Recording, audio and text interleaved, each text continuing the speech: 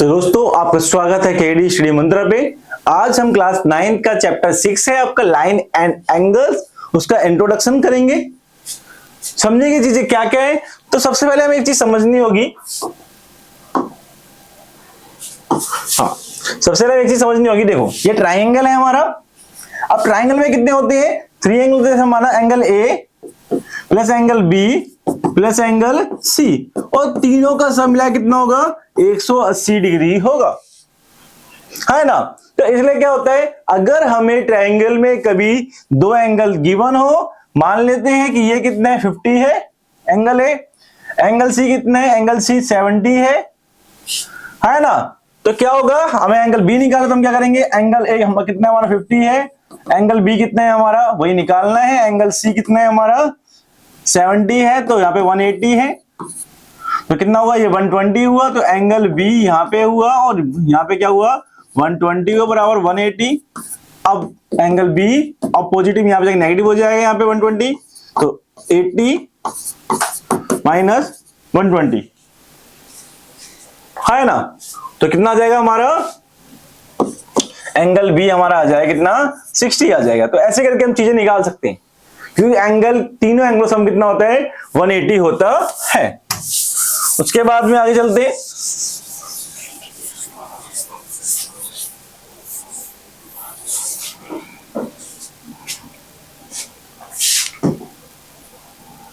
तो देखो जब हम बात करते हैं, ये वर्टिकली अपोजिट एंगल सीखते हैं हम सबसे पहले यहाँ पे।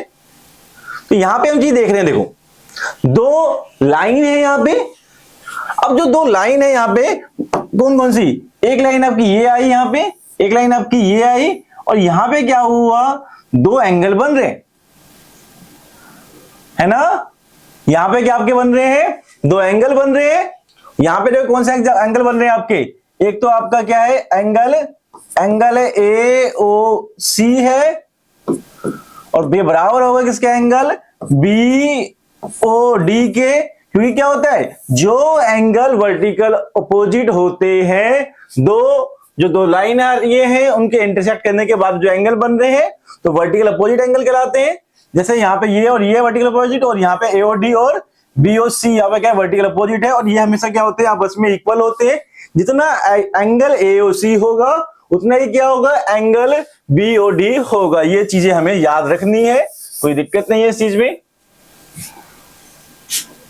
है ना। तो हम पहले समझ चुके हैं एंगल एओसी और एंगल बीओडी, और एंगल एओडी और सीओबी ये दोनों क्या है, वर्टिकल अपोजिट है। और from the pair of vertical opposite angle, ये दोनों ही क्या है, वर्टिकल अपोजिट एंगल है। और वर्टिकल अपोजिट एंगल क्या होते हैं, आपस में इक्वल होते हैं, है ना। तो यहां पे लिखा भी हुआ है आपका, the vertically opposite angle are equal. जितने ही वर्टिकल अपोजिट एंगल होंगे क्या होंगे, आपस में इक्वल होंगे। तो ये भी क्या है, आपस में इक्वल है ना। उसके बाद आगे चलते हैं।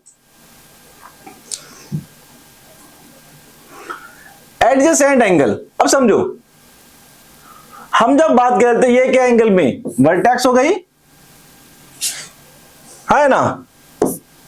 अब समझो एंगल इसमें बन रहा है एंगल ए डी बी, जो ग्रीन कलर से डिनोट कर रखा है हमने।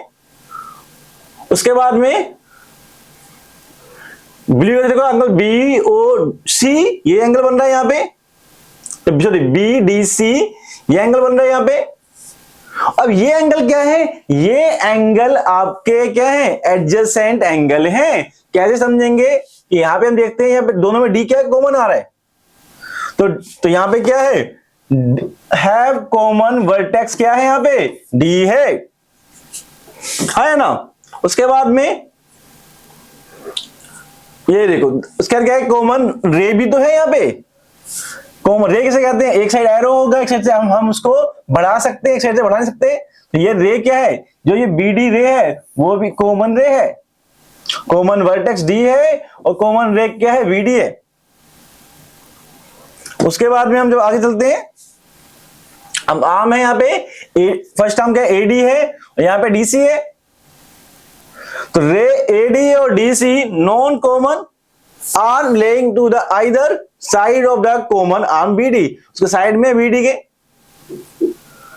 To angle are said to be adjacent angle if have common vertex होगी। उसके बाद में have common arm ray BD जिसमें है तो कॉमन क्या होगी, रे होगी। उसके बाद में non common arm should lie on either side of common arm. तो उससे क्या आपके नॉन कॉमन आर्म भी यहां पे तो इनका क्या बोलेंगे, एडजेसेंट एंगल हम इनको डी। अभी हमने चीजें कुछ समझी है उसको अप्लाई करेंगे। यहां पे हम क्या बोलेंगे, एंगल बी ओ डी है ना इक्वल होगा एंगल ए ओ सी के। क्यों, रीजन हमेशा, अगर ये क्वेश्चन कर रहे हो तो इसमें रीजन हमेशा लिखना है। क्यों है, ये है आपका वर्टिकली अपोजिट एंगल है, याद रखना। अभी हमने समझा, क्योंकि क्या ये एंगल देखो अभी हमने समझा था ना, ये दोनों आपस में क्या है, वर्टिकल अपोजिट है, इसलिए एंगल क्या है आपस में, ये इक्वल है। तो हमारा ये कितना आ गया, 40 आ गया। कितना आ गया, 40। तो हमें पहले क्वेश्चन निकाला बी ओ निकालना है। तो हमें पता है angle A O C plus angle B O E बराबर कितना है आपका 70 है। एंगल एओसी हमने निकाल लिया 40 plus angle B O E बराबर 70। तो पॉजिटिव हो जाएगा, नेगेटिव हो जाएगा। एंगल बी ओ ई बराबर 70 माइनस 40। तो एंगल बी ओ ई हमारा कितना आ जाएगा, हमारा यहाँ पे आ जाएगा आपका 30 आ जाएगा। हाँ कितना आ जाएगा हमारे यहाँ पे 30 आ जाएगा। तो ठीक है, उसके बाद में इतना हमारा हो गया है ना। अब आगे चलते हैं।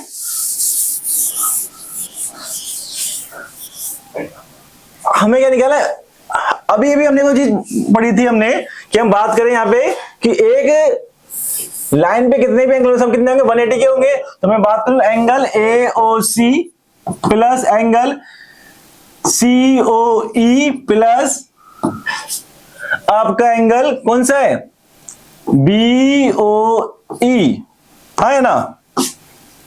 ये सारे एंगल कितने के होंगे आपके, 180 डिग्री के होंगे आपके। एक लाइन जितने भी एंगल बने कितने होंगे हमें पता है, लीनियर पेयर होते हैं। यहां पे डाल दोगे लीनियर पेयर है ना। अब एओसी क्या है हमारा, एओसी क्या है हमारा, एओसी हमारा 40 है प्लस 40 डिग्री प्लस एओसी, हमें सीओई पता नहीं है, सीओई छोड़ दो। एंगल बीओसी हमारा कितना है, ये हमारा 30 है, अभी निकाला ना हमने, कितना है 30 है, बराबर यहाँ पे 180।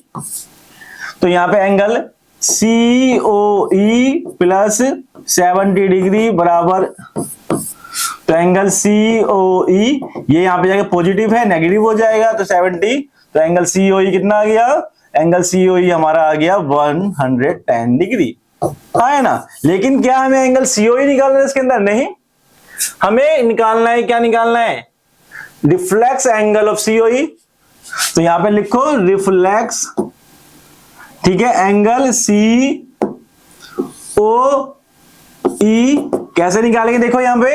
तो यहां पे हम क्या करेंगे 360, कि पूरा जो कंप्लीट एंगल कितने होता है 360 का होता है, तो माइनस 1 एंगल सी ओ ई, तो 360 माइनस 110, तो कितना आ जाएगा हमारा, यहां पे हमारा 250 क्या हो जाएगा, आंसर आ जाएगा। रिफ्लेक्स एंगल क्या, रिफ्लेक्स एंगल सी ओ ई। तो ये भी हमने आंसर निकाल लिया है। तो ऐसे हम इन क्वेश्चनों कर सकते हैं। ठीक है, धन्यवाद, बने रहिए हमारे साथ में, हम मिलते हैं अगली वीडियो में। धन्यवाद।